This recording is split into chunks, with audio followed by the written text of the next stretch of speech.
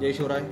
मी बाबुराव वाडेकर, मराठा योद्धा, मनोज जरांगे पाटलाबरोबर 17 ते 18 वर्षापासून काम करतो. सर्व पत्रकार बंधूंनो, मी आज इथं पत्रकार परिषद घ्यायचं एक कारण आहे. 2-3 दिवसापासून आमच्यावर एक क्लिप फिरती, व्हिडिओ क्लिप. आम्हाला त्याच्यामुळं हे पत्रकार परिषद घ्यायची टाईम आला आणि हे आंदोलन कसं भरकटतं हे आम्हाला सांगायचं. मित्रांनो, मी मनोज जरांगे पाटील यांच्या घराशेजारीच म्हणजे त्यांच्या गावात राहतोय. हा माणूस कसा समाजाची दिशाभूल करतोय, तो समाजाला कसं फसवतोय हे मी आज तुम्हाला सर्व उघड करणार. कारण मी आतापर्यंत ते सगळ्याला खोटं बोलू शकते, कशी दुसऱ्याची दिशाभूल करू शकते, पण ती आमची दिशाभूल करू शकत नाही. कारण आम्ही त्यांनी एक 2011ला एक संघटना खोलली होती. त्या संघटनेमध्ये त्या संघटनेमध्ये संस्थापक सदस्य राहिलेलो.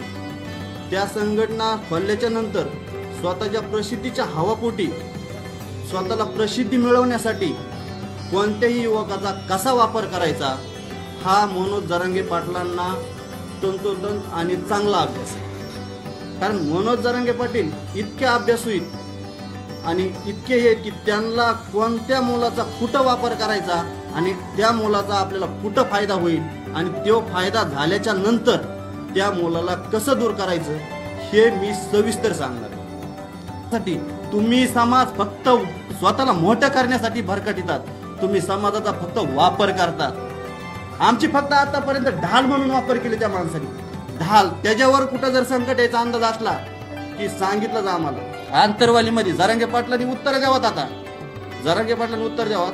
आंतरवालीमध्ये ज्या दिवशी हल्ला झालता, दंगलीमध्ये दंगल व्हायच्या अगोदर त्यांचे कार्यकर्त्यांनी स्वतः मला येऊन सांगितलं की जरांगे पाटलांनी असा मेसेज दिलाय, इथं डिपार्टमेंट आले आणि इथं जर काही समजा घटना घडण्याचा अंदाज दिसला तर तुम्ही सरळ सरळ दगडफेक करू शकतात.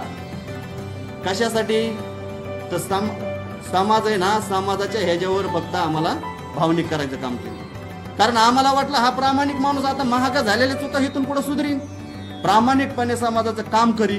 पण त्याने तिथं बी हेच केलं, आम्हाला ढाल बनवली. आम्ही तर समजा पुरुष आहेत, आम्हाला ढाल बनवली. त्या माणसाने महिलाला सुद्धा ढाल बनवली. महिला बोलून घेतल्या आणि स्वतःला काळा बनवायला लावला. आज जे महिलाला मार बसलाय ना, याला फक्त कारणीभूत जरांगे पाटील. कारण जर तुम्ही महिला तिथं बोलून घेत नव्हता तर महिलांना मार बसत नव्हता आणि महिलाचे डोके सुद्धा फुटत नव्हते. तुम्ही कुठल्या पातळीपर्यंत चालले, तुम्ही ह्याचा कधी विचार केला का? तुम्ही महिलाला पुढे करतात, महिलाला ढाल बनवतात, कधी युवकाला ढाल बनवतात आणि तुम्ही सेफ मध्ये पाठीमागे राहतात. कारण तुम्हाला स्वतःला फक्त नेता व्हायचंय, तुम्हाला समाजाचं काही घेणं देणं नाही. आणि